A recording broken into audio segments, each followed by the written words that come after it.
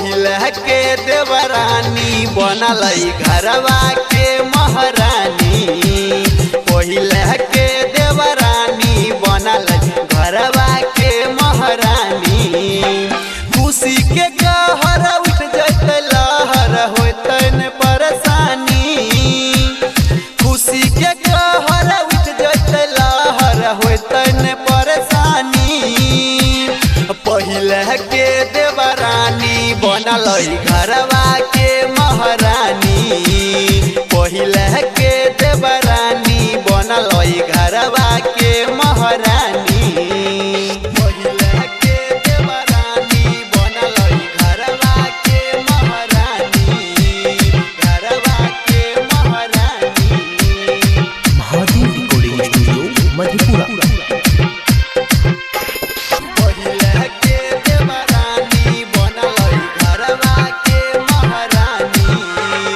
अलहर जवानी के कहानी रहो के पूरा बरियार। खुशी से दुनिया जे झूमतऊ करबे जे सोलहो सिंगार। खुशी से दुनिया जे झूमतऊ करबे जे सोलहो सिंगार। अलहर जवानी के कहानी रहो जे पूरा बरियार। खुशी से दुनिया जे झूमतऊ करबे जे सोलहो सिंगार। खुशी से दुनिया के घूमतऊ करबे जे सोलहो सिंगार। लाइव आबे के जब जब यापन सुनेबे कहानी गे। पहिले के देवरानी बनल घरवा के महारानी।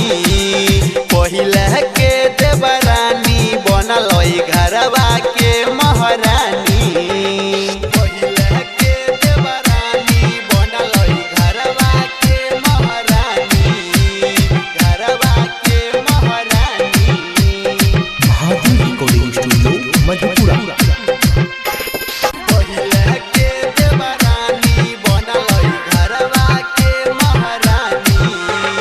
कहे छो राजेश विकसवा गे बहुते छोखा न फलोवर। हंसी खुशी से तो रही है गे देखई है नहीं कहियो तेवर। हंसी खुशी से तो रही है गे देखई है नहीं कहियो तेवर।